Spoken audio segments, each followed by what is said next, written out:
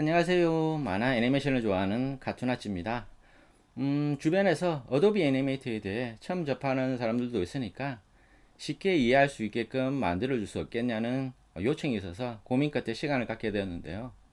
2007년도에 강의를 끝으로 사업 때문에 손을 놓고 있다가 마지막으로 중학교 애니메이션 강의를 끝으로 오랜만인데요.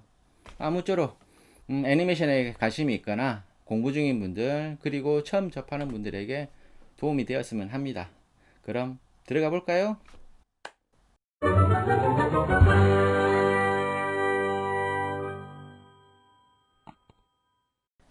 애니메이터는 웹 콘텐츠 제작 도구였던 플래시가 웹 표준에 맞추다 보니 보안 문제랑 본래 기능인 애니메이션에 집중하기 위해서 변경된 것인데요.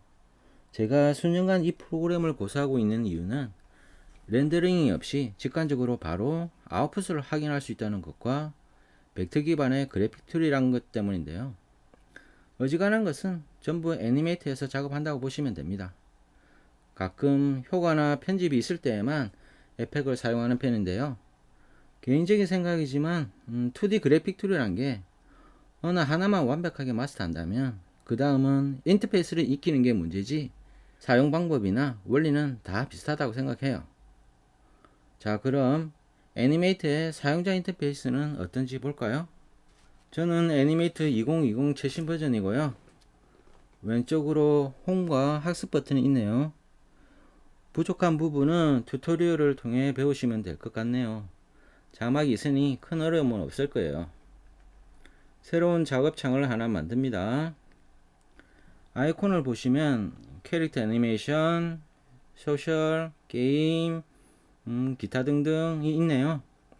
아마도 이 프로그램을 사용하시는 분들은 애니메이션이랑 교육 콘텐츠를 만들기 위해서 에듀케이션을 많이 사용하지 않을까 합니다. 저는 활용도가 가장 높은 애니메이션 작업창을 선택하고 사이즈는 아웃풋의 퀄리티를 어느 정도 보장할 수 있게끔 1280에 720 프레임 레이트는 TV 영상 기준인 30fps로 해서 이대로 가져가겠습니다. 별도로 코딩을 하지 않을 거니까 액션 스크립트는 무시할게요. 새 창을 엽니다. 우선 작업 환경은 오른쪽 상단에서 설정하시면 되는데요. 저는 클래식에서 몇 가지만 변경해서 별도로 나만의 작업 환경을 세팅해 두었고요. 여러분도 이래저래 선택해 보시고 작업하기 편하신 환경을 만들거나 지정하시면 됩니다. 왼쪽으로는 툴박스, 그 다음 타임라인, 오른쪽에 속성창 이렇게 배치되어 있네요. 흰색은 작업 영역인데요. 벡터 기반의 프로그램이라 왼쪽 상단이 X축, Y축으로 0,0일 테고 사이즈가 1280에 720이기 때문에 오른쪽 하단이 1280,720이 되겠죠. 코딩할 때는 이 좌표 값으로 오브젝트를 컨트롤하게 됩니다. 나중에 액션 스크립트를 다루게 되면 언급하도록 할게요. 오른쪽으로 속성창을 보시면 처음 세팅했던 내용들이 있는데요. 사이즈 변경이나 스테이지 색상 변경, 그리고 프레임 레이트도 여기서 직접 변경할 수 있습니다. 기존 세팅을 그대로 유지할게요. 그 다음 툴바를 보시면 잘 안 쓰는 툴들은 따로 보관할 수 있는데요. 아래 세 점을 클릭하시면 게임에서 잘 안 쓰는 아이템을 보관하듯이 도구를 보관하거나 자주 쓰는 것은 가져다 놓으면 됩니다. 저 같은 경우 일러스트에서 가장 많이 쓴다는 펜 툴은 애니메이트에서는 사용 안 합니다. 라인 툴로 해결하는데요. 예를 들어가면서 툴에 대해 설명해 드릴게요. 우선 이미지를 하나 불러올 건데요. 이것도 여타 프로그램이랑 같아요. 파일, 임포트, 스테이지 하시든지 드래그 앤 드롭으로 스테이지에 던지면 됩니다. 스테이지에 이미지가 안 보이면 라이브러리 창을 열어서 확인해 보세요. 들어가 있네요. 불러온 이미지를 클릭을 하시고 오브젝트 속성 창을 보시면 비트맵 이미지, 이름, 정보, 다른 이미지로 교체, 심볼로 전환, 사이즈, 기타 등등 있네요. 여기서 잠시 언급할 것은 트레이스인데요. 2D 애니메이션 공정에서 동화 작업을 할 때 그림 한 장을 놓고 다른 종이에 그 그림을 베껴 그릴 때 트레이싱 한다라는 용어를 쓰는데요.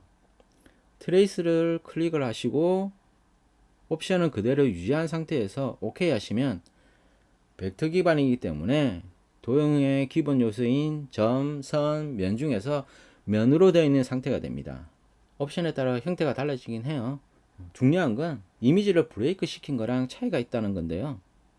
이 두 가지를 비교하자면 다시 라이브러리에서 같은 이미지를 가져와 스테이지에 놓고 메뉴에 Modify, Break Apart 시키면 똑같이 면이 됩니다. 다만 차이라면 이미지를 브레이크 어파트 시키면 전체가 면이 되어버리고 트레이싱 시킨 것은 전체가 면이긴 하나 경계가 있어서 구분이 된다는 것인데요. 컬러를 입혀보면 그 차이를 알 수 있어요. 이미지를 브레이크 시킨 것은 전체가 하나의 면이기 때문에 선택된 이미지는 컬러가 통으로 바뀌어서 원치 않은 결과가 나오지만 트레이싱 시킨 것은 면이지만 각각 구분이 되기 때문에 개별적으로 컬러를 바꿀 수가 있습니다. 브레이크 어파트는 단축키가 컨트롤 B인데요. 단축키가 있다는 것은 그만큼 많이 쓴다는 거겠죠. 알아두시고요. 다시 원점으로 돌아가서 스테이지에 임포트한 이미지만 있는 상태로 돌아갑니다. 타임라인에 플러스 표시 아이콘을 클릭해서 새로운 레이어를 하나 추가할게요. 이제 라인 툴을 이용해서 비트맵 이미지인 캐릭터를 벡터로 만들기 위해서 한 땀 한 땀 딸 건데요. 라인색은 이미지랑 구별하기 위해서 빨간색으로 하고요. 라인 툴을 선택하고 패스를 그려 보겠습니다. 타원형의 기 모양은 두 개의 라인을 겹쳐서 긋고 선택 툴로 변경한 다음 라인 근처에 마우스를 가져가 보면 라운드 모양의 표시가 나타납니다. 이때 라인을 구부려서 모양을 쉽게 만들 수 있습니다. 또 다른 방법은 똑같이 라인 두 개를 긋고 이제는 선택 툴에서 서브 선택 툴로 변경한 다음 라인을 전체 선택하시면 포인트가 보입니다. 변경하고 싶은 포인트를 선택한 후 Alt 키를 누른 상태에서 드래그하면 핸들러가 나타나는데 이때 핸들을 조절해서 모양을 만듭니다. 얼굴선은 라인을 몇 개 긋고 나서 같은 방법으로 라운드를 시켜가면서 패스를 따도록 할게요. 다듬을 필요가 있으면 얼굴 라인을 선택하고 툴박스 아래에 S자 모양을 클릭을 하면 선이 조금 부드럽게 되는데요. 반대로 각진 것을 선택하면 딱딱하게 되겠죠. 이런 방법으로 캐릭터 이미지를 한 땀 한 땀 패스를 따주도록 합니다. 패스를 따는데 그다지 많은 툴을 사용하지는 않습니다. 선택 툴과 라인 툴을 번갈아 이용하면서 서브로 다른 툴들을 응용하시면 돼요. 이제 완성된 결과물을 볼게요. 이번 과정은 애니메이트에서 가장 많이 하면서 반복해서 하는 작업인데요. 우리가 즐겨보는 애니메이션에서 한 장면 한 장면이 허투루 나오는 건 없다는 것이죠. 오늘은 여기까지 할게요. 나머지 툴에 대한 설명과 채색은 빠른 시일에 준비해서 올리겠습니다. 행복한 시간 되시고요. 감사합니다.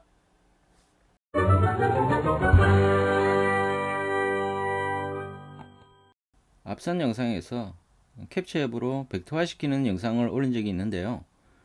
애니메이트에서 트레이싱 한 거랑 비교해 보니 트레이스로 변경한 것은 옵션 조절과 보정이 더 필요한 것 같네요.